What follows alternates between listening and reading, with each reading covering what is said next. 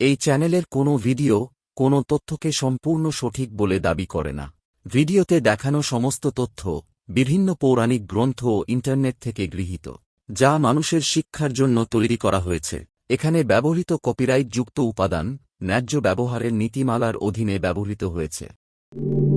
হিন্দু ধর্মের অন্যতম প্রধান মহাকাব্য মহাভারত। এই গ্রন্থে উল্লেখিত চরিত্রদের মধ্যে ধৃতরাষ্ট্র অন্যতম।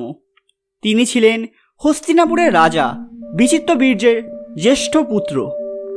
জন্ম থেকে অন্ধ হওয়ার কারণে তার পরিবর্তে হস্তিনাপুরের শাসনভার পেয়েছিলেন তার ভাই পাণ্ডু।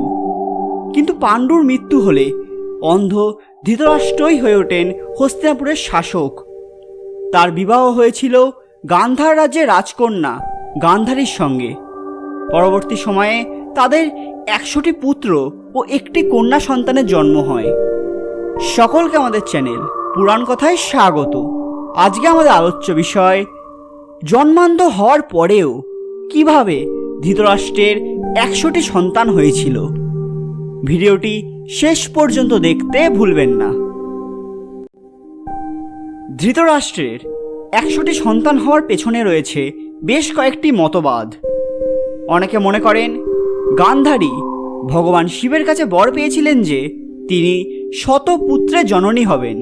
আবার অনেকের মতে মহাঋষি ব্যাসদেবের আশীর্বাদে গান্ধারী শত সন্তানের মাতা হয়েছিলেন।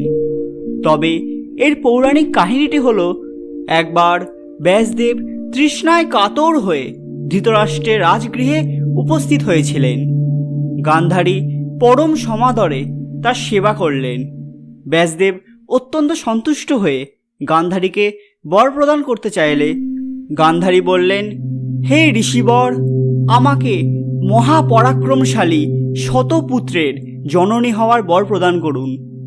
কোনো রকম চিন্তাভাবনা না করেই ব্যাসদেব তথাস্তু বলে তাকে সেই বর প্রদান করলেন। ক্রমে 2 বছর কেটে গেল, কিন্তু গান্ধারীর কোনো সন্তান হলো না। হস্তিনাপুরের সকলে এই নিয়ে দুশ্চিন্তায় পড়লেন। একদিন গান্ধারী শুনলেন যে কুন্তির একটি সুন্দর পুত্র জন্মগ্রহণ করেছে। তখন তিনি হিংসায় জ্বলে পুড়ে স্বামীকে না জানিয়ে নিজের গর্ভে এক বিরাট মুষল দিয়ে আঘাত করে বসলেন। সঙ্গে সঙ্গে ভূমিষ্ঠ হল এক ভয়ঙ্কর লৌহ কঠিন মাংসপিণ্ড। এই ঘটনা দেখে চমকে গেলেন গান্ধারী। তিনি ঘৃণা ভরে সেই মাংসপিণ্ডকে পরিত্যাগ করতে গেলে সেখানে হঠাৎ ঋষি ব্যাসদেব আবির্ভূত হলেন। তার কথা মতো গান্ধারী সেই মাংসপিণ্ডের ওপর গঙ্গা জল দিলেন। হঠাৎ সেটি শতাধিক খণ্ডে বিভক্ত হল। তখন তিনি সেই খণ্ডগুলি 100টি কলসি ঘৃতপূর্ণ করে সেগুলির মধ্যে রেখে দিলেন। এই ঘটনা ক্রমে সারা দেশে প্রচার হতে লাগল। সবাই বিস্ময় বোধ করতে লাগলেন। প্রায় 2 বছর পর জন্ম হল দুর্যোধনের। এরপর প্রায় 1 মাসের মধ্যেই ক্রমে ক্রমে গান্ধারীর 99 জন পুত্র ও 1 কন্যার জন্ম হল।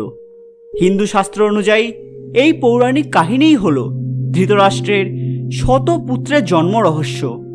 এই 100 পুত্রকে একত্রে কৌরব বলা হয়। আজকের ভিডিওতে আপনারা জানলেন ধৃতরাষ্ট্রের 100টি সন্তান কিভাবে হয়েছিল, অর্থাৎ কৌরবদের জন্ম রহস্য। এরকম আরও ভিডিও দেখতে আমাদের চ্যানেলটি সাবস্ক্রাইব করতে ভুলবেন না।